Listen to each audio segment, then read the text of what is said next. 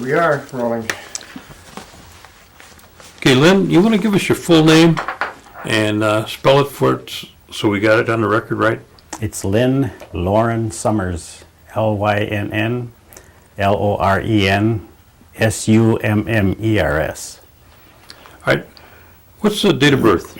Date of birth is 9th of October 1941. And where were you born? I was born in Toma, Wisconsin. I think that was there was an army hospital there, and that's why I was taken over there, or my mother was taken over there. Both of you. What's your mother and father's name, and tell us your mother's maiden name. My father's name is Milton Summers Sr., and my mother's name is Mildred Summers. Maiden name is Elm. Now, do you remember the names of your grandparents? I think it was Taylor Summers, and I don't remember my grandmother's name. Okay, that's on your father's side. Yeah. And do you remember the names of your grandparents on your mother's side? No, I don't. No. No. Did you have an opportunity to spend any time with any of your grandparents? Very little. I remember once when my grandmother came over to our house, and I can just get glimpses here and there of what it was and how she looked, but other than that, and then when she died, I remember they had it at my aunt's house, and I remember being there, but that's all. I don't remember. That's where they still had the wakes in the Yeah. at the home. Mm-hmm. Yes. Was there a lot of food and singing and things like that going on? I believe there was, yeah. It was Aunt Lydia's house then. Okay, let's talk about your dad then. What was your dad's occupation? I think his primary occupation was just being a farmer where we lived. As far as having a steady job, I don't believe he ever did hold down a steady job. And if it is, it was just seasonal, you know. It wasn't anything permanent. Did he ever tell you what kind of educational background he had? If he did, I don't remember, but I think I remember someone saying that he did, and I'm not sure about this, but I think maybe grade school, or boarding school, maybe that's what they call it then. Yeah. Now, you say you felt that he probably done mostly farm work? Yes. Now, where was the location that your dad lived and your mother? The location was on Lambie Road. I think he had 12 acres there, and he mostly just did crops for the canning companies. I mean, he would plant cucumbers and peas and beans and stuff like that. Did you have any livestock? We had a horse, and I think at one time we did maybe have some chickens, and I think he had a goat at one time. But as far as having cows or anything like that, he never had any of those. Not that I can remember. Mm-hmm.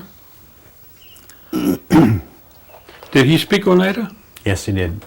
He was very good. He spoke Oneida very well. Do you know of any outside of activities from the home that he was involved in? Like maybe the singing or played baseball or do a lot of fishing or hunting? No, not that I remember. I don't remember him being involved in any other activities. What about your mother? What kind of education background do you remember her having? I don't believe she did have any education other than boarding school, and that I'm just guessing at. I'm not real sure. I remember someone saying at one time that she thought that she was adopted by the Elm family, so I'm not I'm not sure about that either, but I do remember someone saying that she was an adopted. And she spoke Oneida, you said? She spoke it, but not as fluently as my dad did. I see. She could understand sentences here and there. But Okay. Did she work outside the home? she did cleaning work for families, clean their houses and stuff like that. But as far as a steady job, no, she never did that. Okay. And what about, did the place there that you lived on Lambie Road, did you have lights and running water? No, it was kind of a little shack. When we were kids, we didn't have any running water or electricity. I think maybe when we were in grade school, we finally got electricity. But as far as running water and that, no, we had to go out and pump our own water. There was a hand pump out in the yard. No bathroom facilities. That was outhouse. How big of a family were their brothers and sisters? There was 12 of us all together. I had 9 sisters and 2 brothers. Can you give us their names? My oldest sister, I think, was Amanda. Then there'd be Noel, Ella, Rita, Arvilla, Lavinia, Emmeline, and Luann. And my brothers would be Milton Jr. and Philip. And where were you in the? I was way on the tail end almost. Tail end, huh? Yeah, I was the third from the end. What do you remember most about, the work that your mother was doing? When you think of her, I remember her, she would do a lot of canning of crops and stuff, vegetables, and baking bread. And that's probably the 2 items that I can remember, that really stuck in my mind. But other than that, there wasn't, nothing. What church did she attend? Your father and your mother? They attended the Mormon church.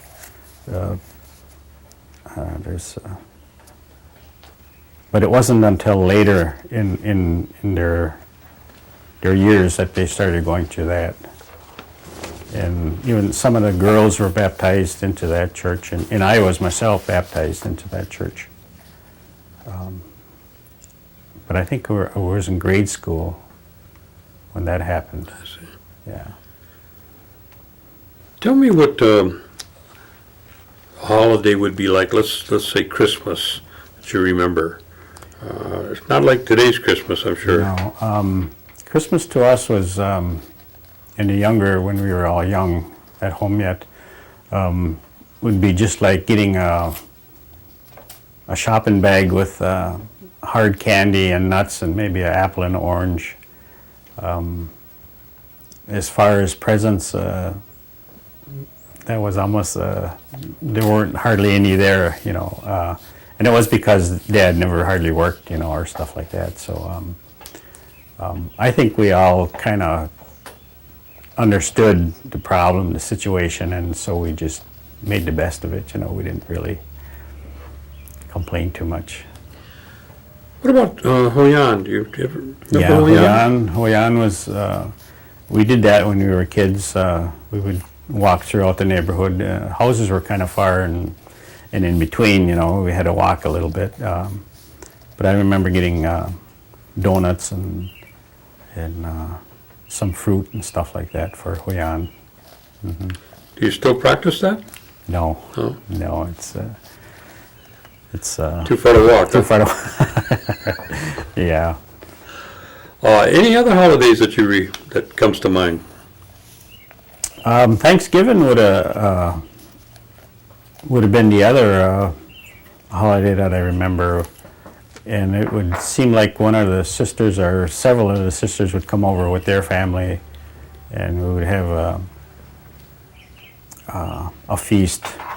You know, I don't want to say it's elaborate because it never was. I don't think, but it would. You know, it was a good get together. Mm-hmm. The activities that you would be involved in, let's say in the summertime, did you work out, around the community, like bean picking and cucumbers? And Yeah, that was one of the things that we did, and we used to go over to Black Creek. I believe they had I think it was the Biscoff Farms they called it, and we used to weed the vegetable rows from, pull out the weeds by hand. And then we used to go up to Door County also and pick cherries and strawberries up in Door County for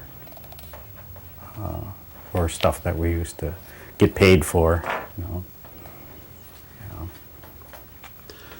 were you involved in any other activities, around the community at that time, like baseball or? I did play a little baseball, but I really didn't get involved in that stuff until I got into high school, and then I played more of that. But in the summertime when we were young, we didn't hardly have any activities like that to go to. Where did you start school at? I started grade school at Silvery Summit School. That was up on a corner of Fish Creek Road and Freedom Road now. And I went there for 8 years. And we did play some ball there, some baseball, and I think we did have a team. And I think every Friday afternoon we would go to the different, like Chicago Corners and Pine Grove, I think, and play that school's baseball game, softball it was called. And I remember doing that. Do you remember any of your teachers at grade school? I remember Mr. Van Hout. He would have been the last teacher that I remember. I remember having, they called her Mrs. Coffee, I guess, but that was from when I was in first to like fifth or sixth grade maybe. And I remember her. If I look at a picture, I know who she was, but as far as being a teacher that I remembered, no, I don't remember her. Did they make you toe the line in school? They did to an extent.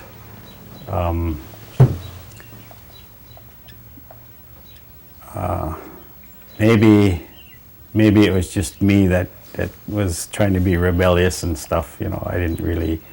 I had too many other things going on to really have time for studies. But I regret now that not paying as much attention as I should have when I was in school.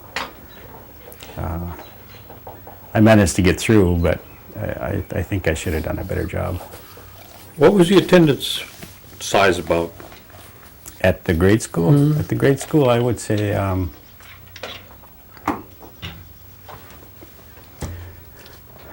between 25 and 30 people. Mm-hmm. Yeah, those kids from all the surrounding community would come there, and got to know every one of them pretty well.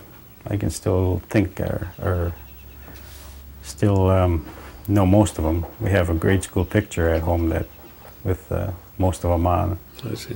Mm-hmm. Now, when you finished grade school there, where'd you go? We went to Seymour High School. Seymour High School, I think I must have been around in '57. And then I graduated in 1960 from Seymour High School. There I was ran in a track, and I ran the mile and the 2 mile when I was in high school, and I played a little baseball. I was too little for football, but and not good enough for basketball. So track was my only. How was that? Was it a big change from a rural school to going into the city of Green Bay? I mean, city of Seymour? Yeah, I guess it was. There was a lot more students in high school, and I don't know if I don't want to say get lost between the cracks, but it seemed as though if you were really interested, they really kind of catered to the to the persons that was really bright, I guess you'd say. And then I just, as I said earlier, I should have paid more attention, but it was a good experience. All in all, it was a good experience in high school. Yeah. Mm-hmm. Yeah. And what about transportation? You say you were out for track. Did they have buses at that time? They did have buses to take us to and from school, but the track practice was always after school, after classes.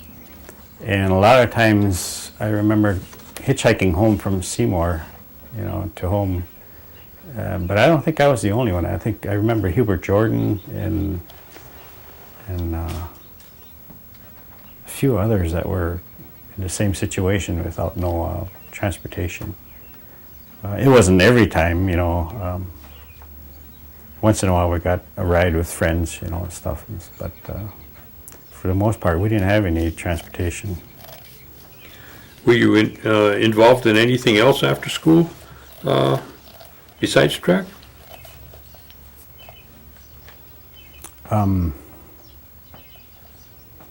No, I don't think so. I think that's all it was just track after school. Yeah. Okay. And once you got into high school, did you do any other kind of work as you were going through high school in the summertime? I remember working one summer with my dad. He worked for a company that cleared brush under the power lines and stuff like that. And I think I worked with him one summer. I always wanted to do something, but I think that you had to be a certain age before you could really get employed. So the other years, I don't think I didn't, other than going up to Door County maybe and picking cherries and stuff like that, but I was just for a few weeks out of the summer, But other than that, no, I didn't get involved with anything. What did you do after you left high school? After I left high school, I went to vocational school for one semester. I thought I'd like to be a carpenter, but I enrolled in a vocational school in Green Bay for to do carpenter work, and it seemed interesting. I enjoyed doing it. And then somebody put a bug in my ear about going into the service, so I said, yeah, that sounds like a better idea, so I enlisted in the United States Army. And where'd they send you? They sent me, my first basic training was down to Fort Riley, Kansas, and then after my basic training I went to Fort Gordon, Georgia for 8 weeks for advanced training in communications. And then from there, I got transferred over to Germany. And I spent 2.5 years over in Germany. How was how's the tour duty over there? Tour duty was fine over there. I enjoyed it over there. It was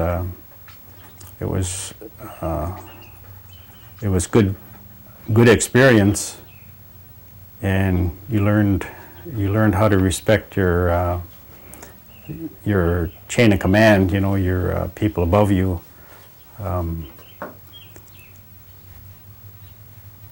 And it was, I would, you know, to this day, I would do it all over again.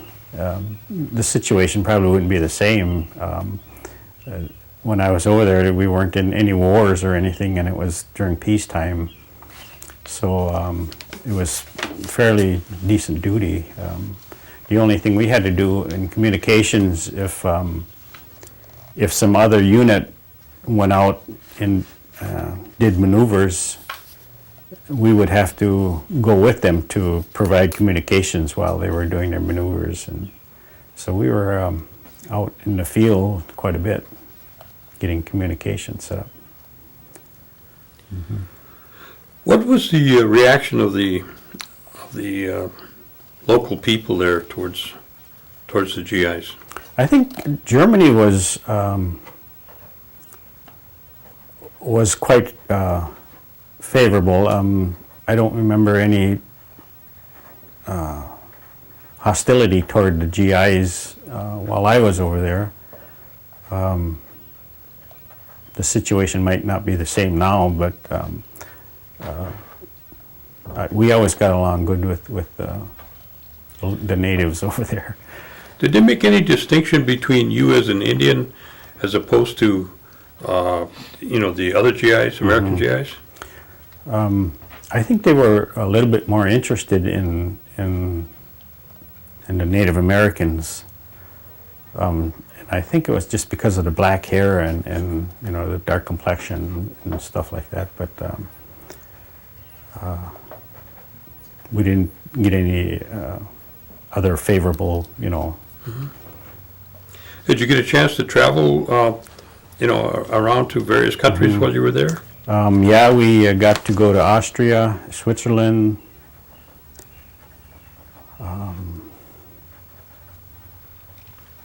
Trying to think, we got to go to the Black Forest, but that again was in Germany. I think that's about all the other countries you went to. Oh, would be you and your buddies in the unit? Yeah, yeah. We had. You would get so many not so many leaves, but you'd get so many days per month. I think that that you could use as leave, and if you didn't take them, they would just build up, month by month. So we would try to get like a 15-day leave, and then you could, just travel for 15 days over there. They wouldn't let you stay over there for more than 15 days on leave, If you got over that, if you wanted to stay over that, they wouldn't let you take any more than that. So we didn't really do that much traveling over there. And I had so many days left over, and they told me, and I only had a year to go, I think, over there, and then I was going to get shipped back stateside. But they told me at the time that I had to take those days, or else I'm going to lose them. Use them or lose them. Huh? Yeah, so I came back to the States then for 30 days, and then went back over. So. After you finished your tour of in Germany, where did they send you then? I had a couple of, not degrees, a couple of certificates from the service for being in the communications field. And when I got out of service, I got a job with the General Telephone Company. And they looked at my service record and they just said, when do you want to start, because of my service record. And I was at the time working for Giddings and Lewis. And I told them, I said, well, I should really give them 2 weeks notice before I, So then they hired me on, and I worked for them for 29 years for the General Telephone. Communications? Company. Yeah, in communications. And where was that location at? I started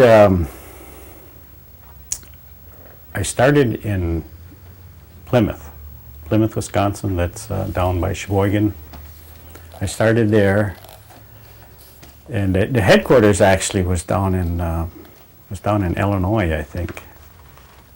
But they were like in Illinois, Minnesota, Wisconsin, all adjoining states. And for a while, it was just had to go where they actually wanted you until you got seniority, and then seniority kind of prevailed as to you could, if you didn't want to go, you could say, well, take somebody else, so, yeah. What does being involved in communications consist of? Can you give me kind of an explanation of? Well, at the time it What was, you have to do. At the time I was called a installer repair person, and at that time we would actually install and repair telephones that come into the, to your houses. They had different titles. You could be a line worker, construction worker, cable splicer, installer, and then you get on into the central office installers and PBX. There was quite a number of opportunities for advancement if you wanted to. And I did that for maybe like 12 years, and then I went and did supply for a year, and then I did a test desk operator, and it was they had a big test desk set up, and you could go to these remote stations and dial up somebody's telephone number, and you could tell if there was trouble on that line. And I did that for, I think, maybe 3 or 4 years. And in my last years, I was a cable splicer. And that involved when they would bury cable in the ground or aerial, we would have to go and splice it up together and do everything like that. And we also got to work on fiber optic. So I had a couple of years working with fiber optic. Well, that meant working in the field then, didn't it? Yes. So you're working outside quite a bit then, huh? Most of it was outside. I see. Yeah. You must have liked that kind of job. Yeah, I really did. I enjoyed it, and I guess I have to thank the service for getting me started on that. It was a good occupation. Did you start to raise a family during this time? Yes, we did. I got married in 1966, and we had 2 daughters, Jill and Sarah, and they're both growing now. In fact, Jill just got married here in April of this year. And the other one, Sarah, is still single yet. My wife's name is Claire, and we're still married. And where was she from? She was from Kimberly. Yeah, she was at Kimberly. We met in a tavern, believe it or Over the not. telephone, huh? So, And is that where you were, down in that area at the time, when you met her? no, I was at home here yet. Oh. Yeah, I was at home here yet. In fact, before I got transferred down to Plymouth, I did some work in the Seymour area, Seymour and Door County area. And the reason why I got shipped down to Plymouth is the person that I replaced took a different job, and they wanted to fill that vacancy. And at the time, I was the lowest guy with seniority, so they asked me if I would go, and the first time I said no, and then they kind of told me that I didn't have no choice as to go or, And you were married at the time? Yeah. Yes, we were. So you Yeah. and your family went. Actually, we didn't have any kids yet Oh. when we moved. We didn't really have any children until we were down in Plymouth for maybe, I don't know, 7 or 8 years. I see. Yeah. And what did your wife do? Did she work out of the house? Yeah, she worked for, when I first met her, she was working for Kimberly Clark out of Neenah. She worked there, and then when we had to move, then she had to quit that job. But then she also got a job with the telephone company down in Plymouth as a receptionist down there, so it kind of worked out pretty nice. Both. Well, you lived down there quite a while then. Yeah, we were down there for 13, 14 years maybe. And you say you just retired? Yeah, I just retired in October of last year. Last year. Yeah. I was, And did you move back up this way, or you still live? actually, we were living in Denmark. I transferred to Denmark, and we were living there when I actually retired from the telephone company. And the reason why I retired from there is they were starting to cut back, and you had to have so many years service, and your age had to come out to be a certain number. I'm thinking 76 or something like that, but I'm just guessing. And I had that, they'd call it a magic number, you know. And whoever had that number was eligible for early retirement, and they wanted to downsize or whatever, and they asked me if I wanted to, and they made it kind of a nice package, so I took it. And then I went to work for the Oneida Tribe a year after that, because I think I was only like 52 maybe.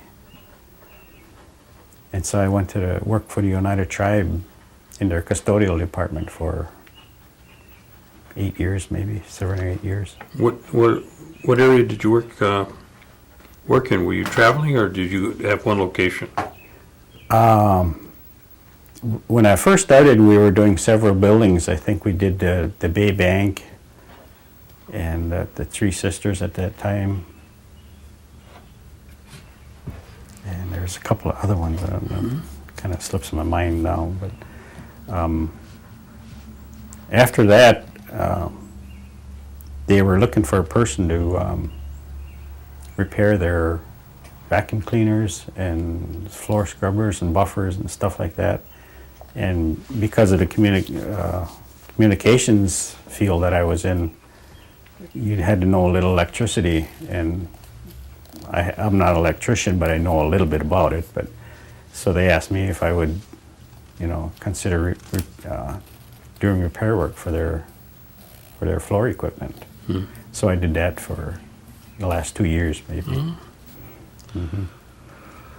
Now, you've seen a lot of changes and growth within the tribal operation since I imagine you were back home, back and forth, living down towards Plymouth and in that area, during your years of working for the phone company. But you've seen a lot of growth here in the tribe. And what do you feel is has been the impact of the gaming industry to the tribe? Wow, it's tremendous, I guess. When we were growing up, we didn't have any of this that they have now. Whether it's, I would imagine it's economical to the tribe, very economical. They got jobs now that they're doing,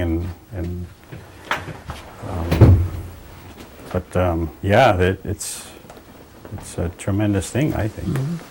What's your feeling about the per capita payment that the tribe receives or issues out? Well, I got. I guess it's okay for the elderly people if they could administer it some different ways so that you wouldn't have to pay taxes on it, or it might be more beneficial, I believe. But if it's there and they can use it without hurting their budget or anything, then yeah, I hear. Okay.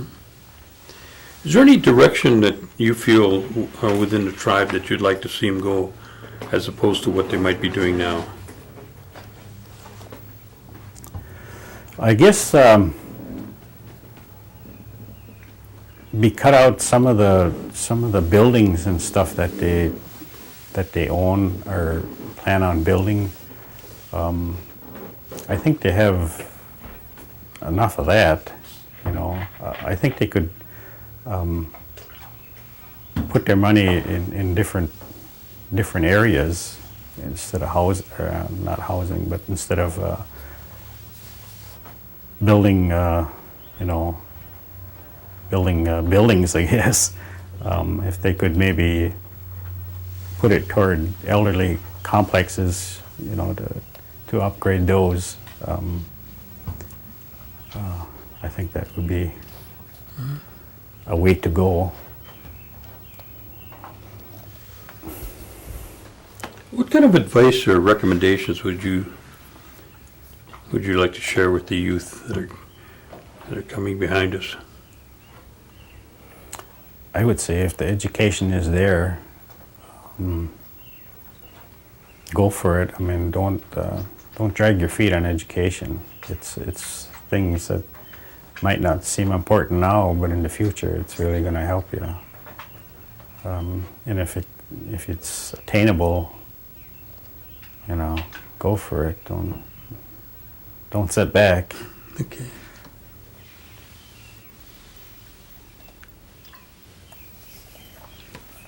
Is there any areas that we didn't cover that you'd like to share, that you can think of?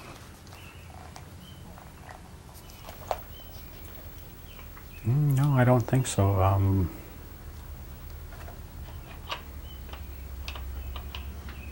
No, I think that's Okay. well, Lynn, I want to thank you for coming down you're welcome. and taking the time and sharing these stories with us. Okay. Appreciate it very much. All right. You're And welcome. again, what we'll do in the next couple of weeks, we'll make sure that you know, you get a copy of this you can share with your family. Okay.